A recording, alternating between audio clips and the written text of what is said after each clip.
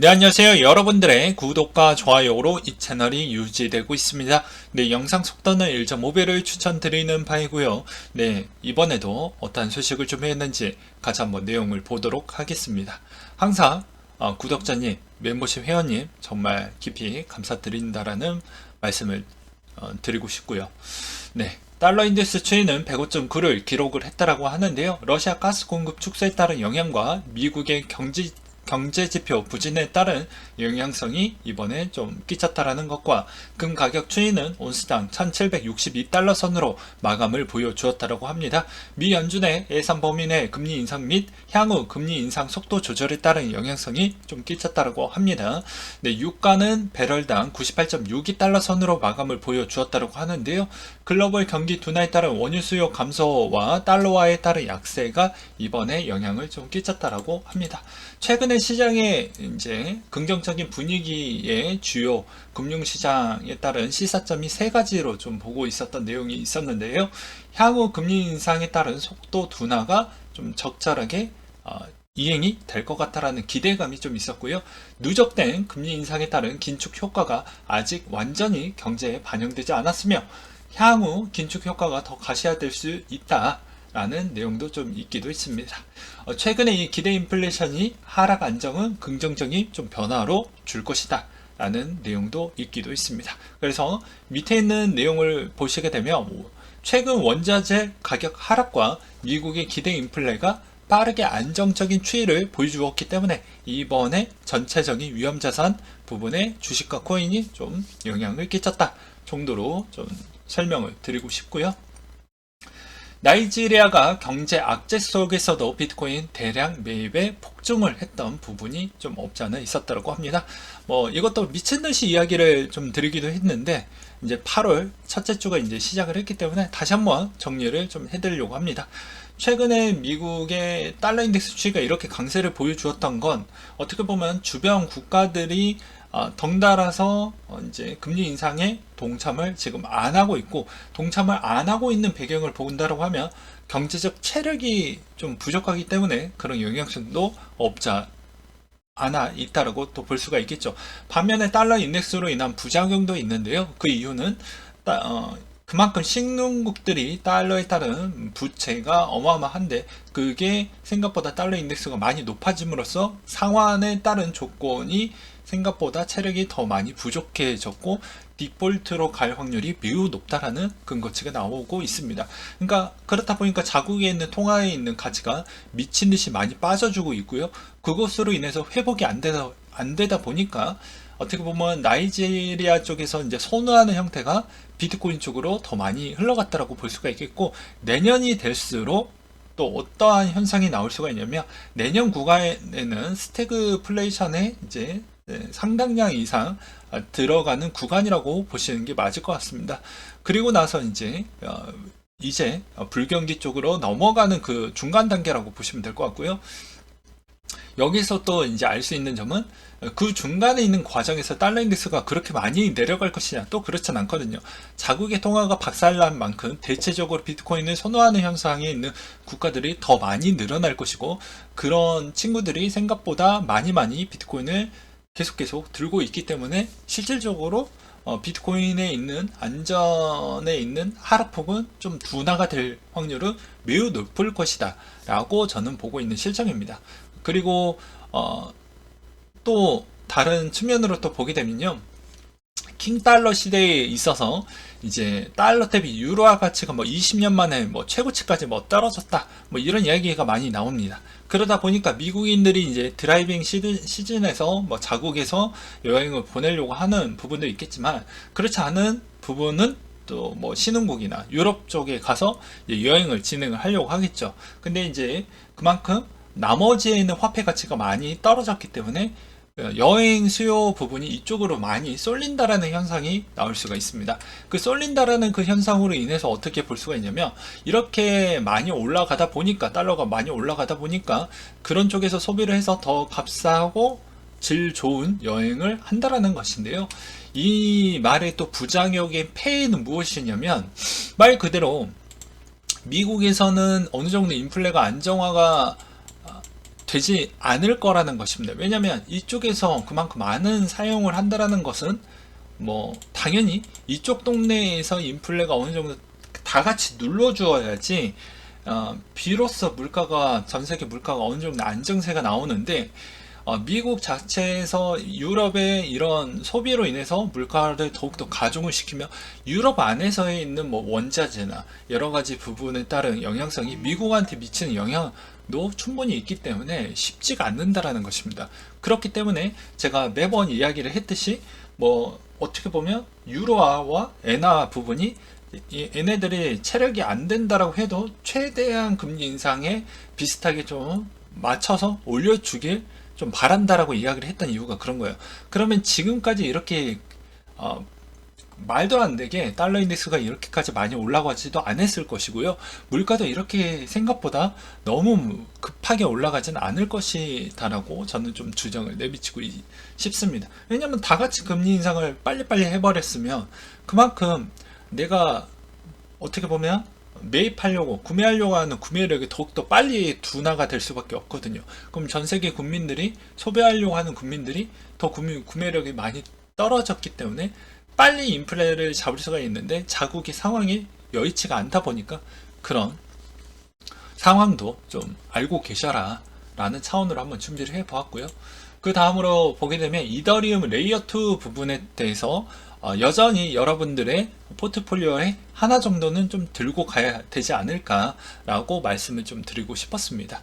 뭐 보게 되면 레이어 2에서는 뭐 사이드 체인이 있고 스테이트 채널이 있고요, 롤업이 있고 플라즈마가 있고 발리디움이 있습니다. 여기에서 가장 주목받는 건 무엇이냐면 롤업에서 좀 옵티미스틱 롤업과 영지식 증명 롤업이 있는데요. 가장 주목을 받을 수 있을 만한 대상은 여기에 있다라고 보시면 될 것 같습니다. 왜냐하면 처리 속도에 있는 개편 부분이 이쪽에서 거의 다 시행이 되고 여기서 이제 영지식 증명 롤업으로 갈 거냐 옵티미스틱 롤업으로 갈 것이냐인데요. 어차피 옵티미스틱으로 좀 갔다가 이제 어떻게 보면 영지식 쪽으로 좀 가지 않을까라고 하는 추세가 지금에 있는 방향인데 아무래도 둘 다 좀 밸런스하게 좀 가지 않을까 싶습니다. 그래서 이더리움이 어느 정도 다시 회복기를 좀 가지고 다시 한번 대세 상승기 때를 가게 되면 레이어 2가 가장 많이 영향을 끼칠 것으로 보여지고요. 그리고 이더리움이 계속 순차대로 업데이트가 되게 되면 롤업에 있는 쪽에 대해서는 다시 한번 부각이 많이 될 수가 있기 때문에 이 점을 꼭 참고하시길 바라겠습니다.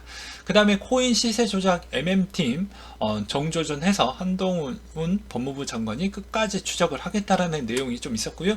미국의 하원 의장이 한국 등 순방, 중국의 대만 방문 가능성에 견제했다는 부분이 좀 나와준 게 있었는데요.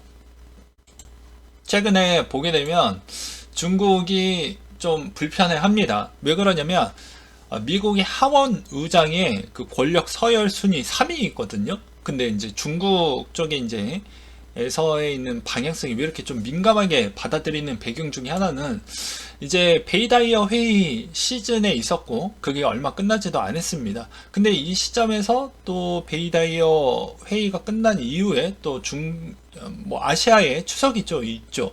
그리고 추석이 끝난과 동시에 이제 시진핑 주석의 3연임이 있는데 그 시점에 왜 굳이 꼭 가야 될까? 그리고 과거에 이제 미국의 하원 의장이 생각보다 중국에 별로 좋아하지 않습니다. 좋아하지 않았던 이야기를 과거에도 너무 많이 했기 때문에 아무래도 그 영향성이 이번에 상당히 많이 커질 수 있는 가능성이 매우 많이 확장이 될 수 있다라고 막 기사들이 많이 나와주고 있는데요.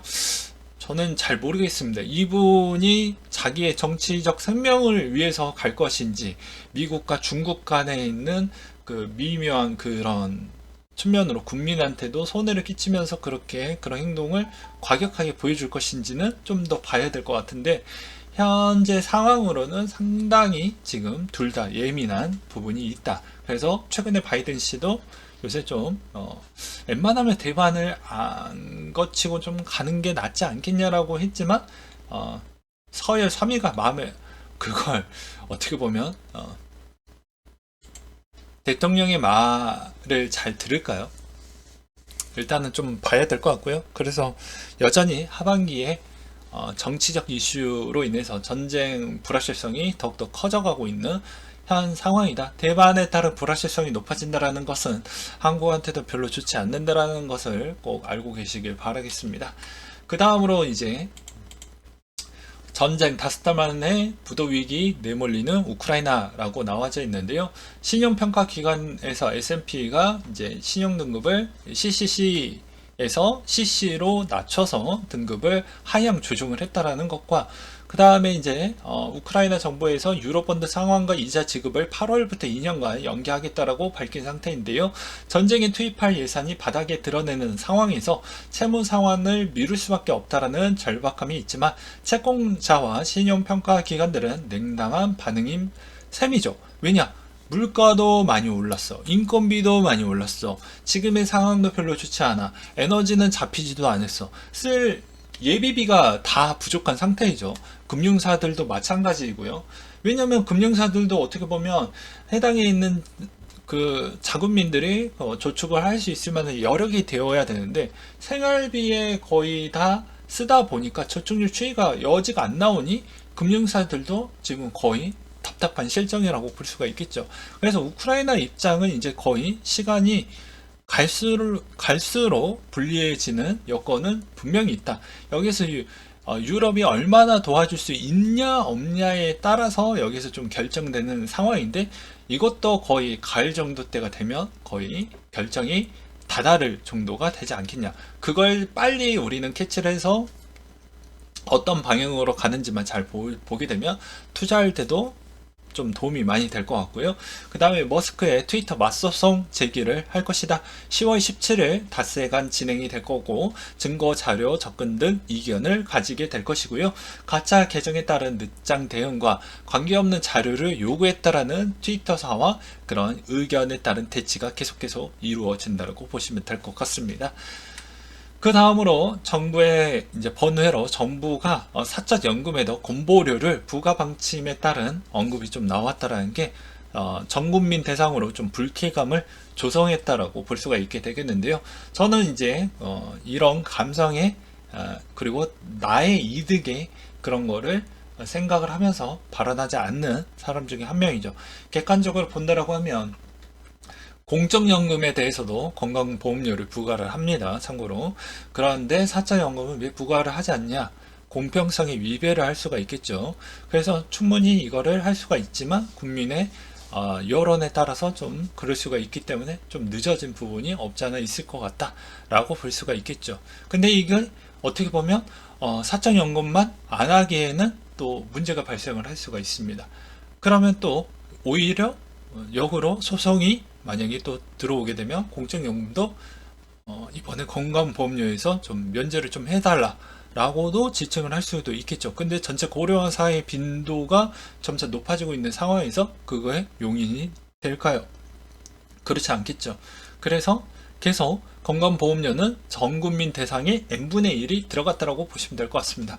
그래서 최근에 이제 피부양자 요건도 지금의 상황이 별로 여의치 않기 때문에 여러 가지 부연 혜택을 좀 더 밀어주고 있죠. 예, 원래는 9월, 10월 달부터 적용을 해서 생각보다 이제 거기서 거둘 수 있는 부분은 거기서 충당을 좀 하겠다고 했지만 지금 생각보다 저항세도 좀 크다 보니까 지금의 거기에 뭐 약간의 조정 절차를 조금은 해주고 있는 실정은 있고요. 그 다음에 그만큼 대한민국의 사회복지 지출 기금이 점차 커진다. 그 배경은 대부분 우리에 있는 국민의 전체 연령 대비가 높아지고 있고 고령화가 되어가고 있구나 라고 볼 수가 있는 것이죠. 그래서 매번 싫든 좋든 간에 저는 매번 그런 이야기를 하기도 했습니다. 싫든 좋든 간에 나에 대한 이득, 개인에 대한 이득으로 보았을 때 다 싫죠. 저도 싫어요. 예, 저도 사적연금 들어가고 있는 게 있으니까 조금. 근데 그거를 다 내려놓고 본다고 하면 무언가를 내가 이득을 취할 때 무언가를 또 내려놓아야 되거든요. 그런 것도 좀 알고 계셔라. 그리고 이번에 뭐 부채 부분도 전체적으로 부채 비중이 워낙 개인의 부채 비중이 높다라는 건 언젠간 그 친구들이 망할 수가 있는데, 젊은 층도 망하고 고령자들은 점차 은퇴 시즌으로 계속 도래를 하고 있고, 그러면 그 중간에 껴져 있는 근로자들이 모든 세금으로 이 둘을 부양을 해야 되는데 얼마나 세금이 많이 올라갈까요? 그러니까 단기 세금을 빨리 축적을 해서 이쪽 떨궈내려고 하는 것이죠. 젊은 층에 있는 부분. 그러니까 싫든 좋든 간에 어떻게 보면 국가의 입장에서는 왜 얘네들을 도와주냐라고 하지만, 그냥 냉철하게 보게 되면 얘네들을 빨리 복직을 시켜서 일을 시켜야지만 너희들이 나중에 왜 5년 10년 뒤에 왜 이렇게 세금이 3배 4배 이상 올라갔냐라고 이야기를 했었을 때 뒷받침해 줄 수 있을 만한 이야기 거리를 만들고 싶지 않는다라는 거죠. 그런 것까지 부연 설명을 좀 해주고 이야기를 했는데, 기자들도 트래픽과 조회수와 광고에 따른 수익성 때문에 자꾸 이상하게 좀 이렇게 막 이간질 시키려고 하는 기사들이 좀 많이 나와주고 있거니와, 그 다음에 최근에 뭐 보게 되면 요새 또 이슈가 있었던 것 중에 하나가 초등학교를 어떻게 보면 뭐 만 5세부터 뭐 진행을 한다, 2029년도 때부터. 그것도 좀 논란이 있었던 배경이, 고령화 추이가 더 빨라지니까 생산 가능 노동 인구수가 빈다라는 의미는 두 가지 어폐가 있습니다. 뭐 내용이 좀 길어지면 이 내용도 상당히 중요하기 때문에 이야기를 하는 거예요. 왜 그러냐면, 생산 가능 노동 인구수가 딱 정해져 있는데 이쪽에서 부양한다라고 하면 간단하게 이야기를 해서 둘 중에 하나를 선택을 해야 되거든요. 근데 둘 다 선택을 못 하실 것입니다. 내용을 다 들어보게 되면요.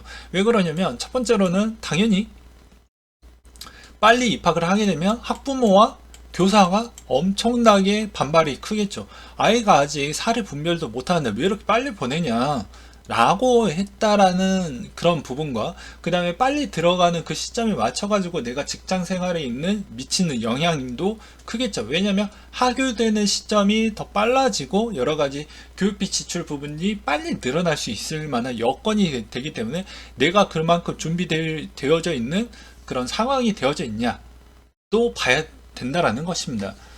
그 다음으로 보게 된다라고 하면, 이제 이걸 한다라는 부작용도 있겠지만, 이 친구들이 여기까지 성장을 했었을 때 성인이 됐다고 칩시다. 그럼 생산 가능 노동 인구수가 그냥 이걸 조정을 하지 않고 본다고 하면, 이 구간대에서 엠빵 비중이 기하급수적으로 늘어나게 될 것인데, 이건 일본에서도 봤잖아요. 그렇잖아요. 일본에서 그대로 그냥 이것도 싫다 저것도 싫다 해가지고 아무것도 정책의 변함 없이 그대로 갔다 보니까 20대 층들이 모든 걸 다 포기해버리는 그런 기현상 쪽으로 가버리지 않았습니까? 그럴까봐 여기를, 미안하지만 여기 있는 이 구간대를 좀 조정을 해서, 어차피 출산율은 변하지 않을 거니까 여기에서 이쪽으로 당겨서 이쪽에 있는 파일을 좀 더 늘려주는 거죠.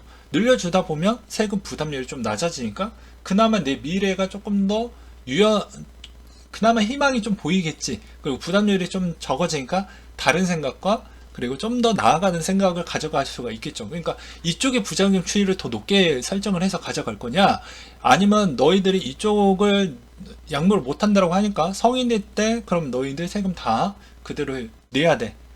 예, 근데 거기에 있는 파이는 계속 여전히 주니까 그 부담률 추이가 매우 클 건데, 미래를 꺾을 거냐 미리 고생을 할 거냐, 여러분들한테도 댓글로 좀 남겨주시길 바라겠습니다. 아무튼 이 내용도 상당히 중요하기 때문에 이야기를 좀 꺼냈고요. 연준의 QT 종료를 내년 초로 예상 중이다.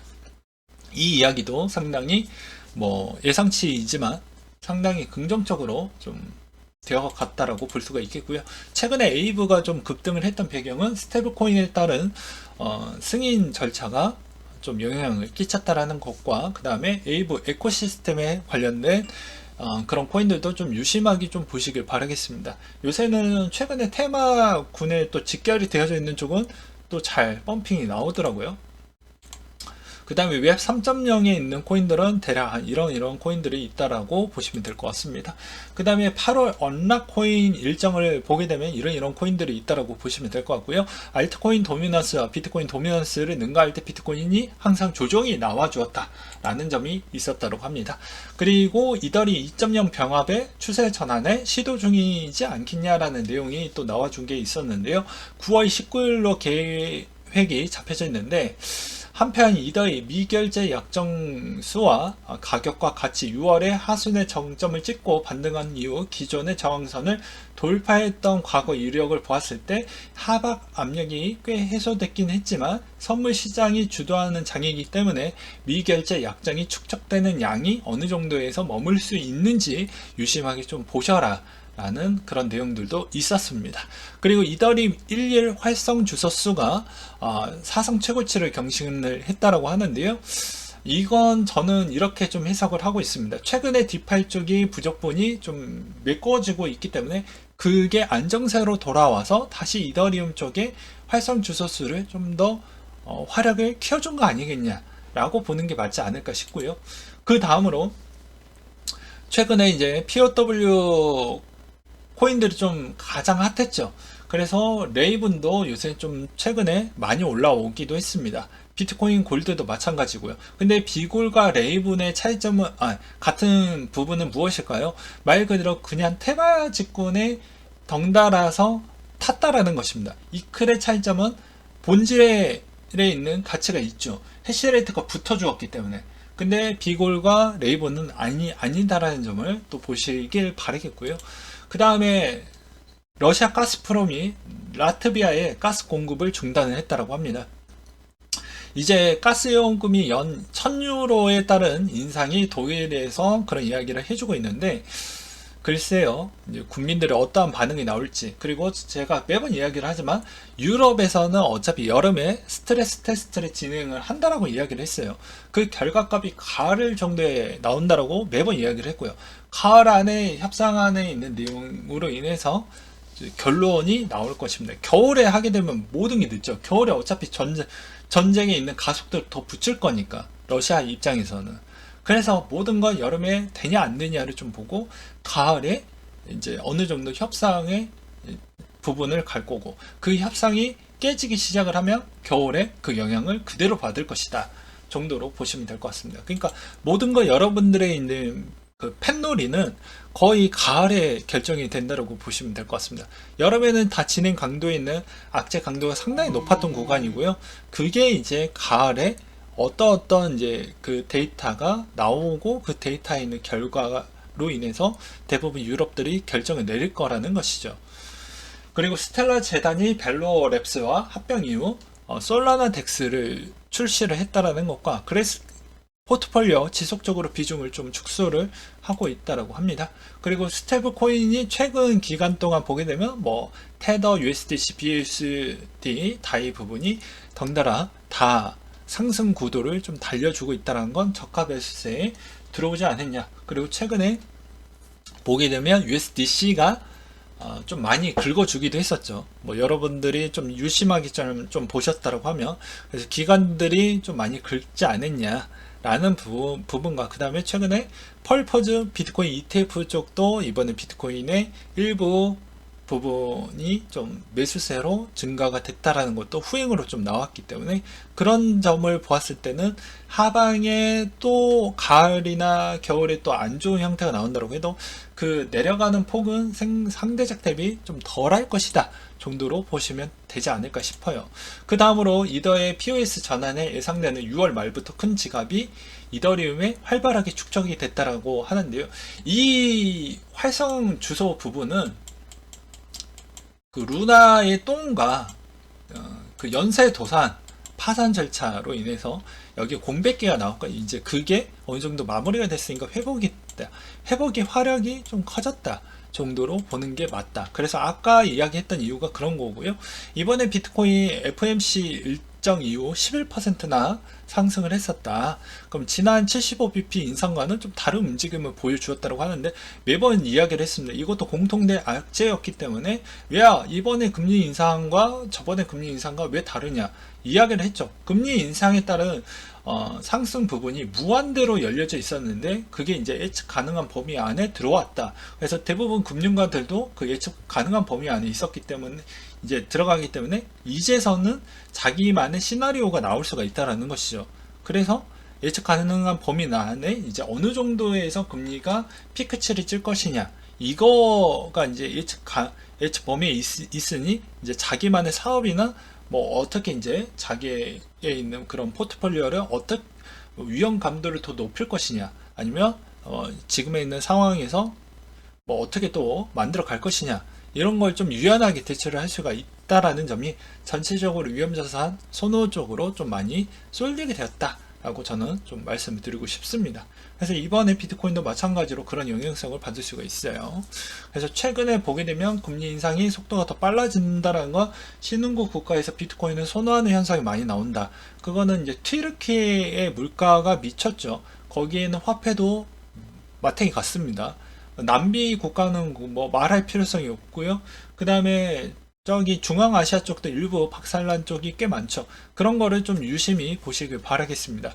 그래서 여전히 주변에 있는 국가들이 화폐에 있는 그런 어느 정도에 있는 체력이 좀 되었다고 하면 이 정도까지는 안 되겠지만 사람들은 다 살 국리를 생각을 하죠. 그래서 비트코인이 여전히 활용 방안은 열려져 있다 라고 보시는 게 맞지 않을까 싶습니다. 네, 오늘 내용 여기까지 준비를 했고요. 이상으로 마치도록 하겠습니다.